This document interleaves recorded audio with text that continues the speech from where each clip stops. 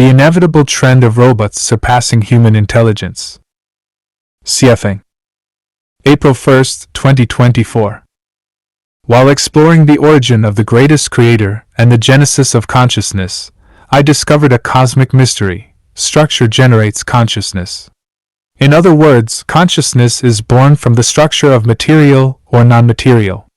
As long as material or non-material forms a certain structure, consciousness will be born within this structure. The simpler the structure of material or non-material, the weaker the consciousness it produces. The more complex the structure of material and non-material, the stronger the consciousness it produces. We use the universally accepted term, IQ, for a rough analysis. The average human IQ is 100.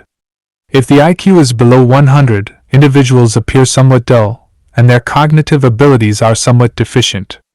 If the IQ exceeds 100, individuals appear smart and nimble, and their cognitive abilities are exceptional. If the IQ exceeds 110, it is generally considered genius. If the IQ exceeds 160, this individual is considered a godlike existence. The IQ of the desk we use is about 3, the IQ of the house we live in is about 10, the IQ of a small car is about 20, the IQ of mobile phones and computers is about 25, the IQ of a civil airliner is about 30, the IQ of plants is about 40, the IQ of insects is about 45, and the IQ of animals is about 50. Now, everyone understands the truth that all things have spirits, right? Because any object has consciousness, even stones, land, mountains, rivers, etc., have consciousness.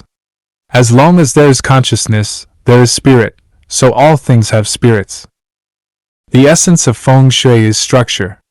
What feng shui masters focus on is the structure of the residential house and the terrain structure of the residence, because different structures have different consciousness, and different consciousness has different effects on people. The difference in IQ between people is mainly due to the difference in non-material structure.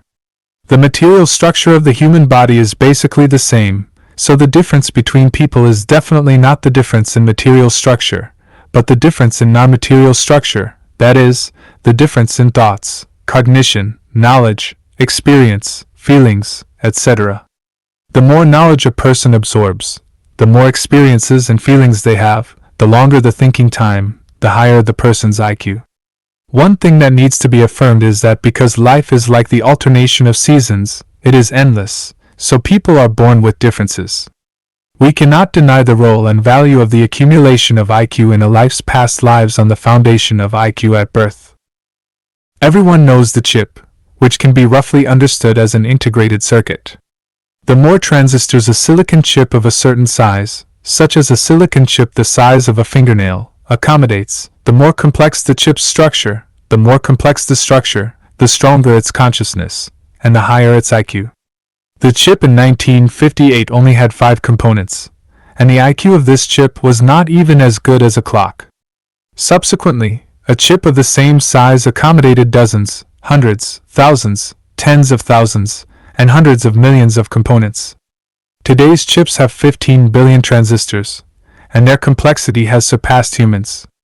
Once all the knowledge accumulated in human history is input into this chip, the IQ of this chip will far exceed humans. If this chip is installed on a robot, the robot will not only have autonomous consciousness, but also know how to handle and solve problems. Structure generates consciousness. This is a new discovery of Lifechanyuan, and the first time this concept has been proposed in human history. Based on this concept, it is an inevitable trend for robots to surpass human intelligence. In the future, perhaps within the next decade, the inevitability of robots taking over the Earth and replacing humans will occur. The problem facing humans now is not to wishfully think that humans can rule robots.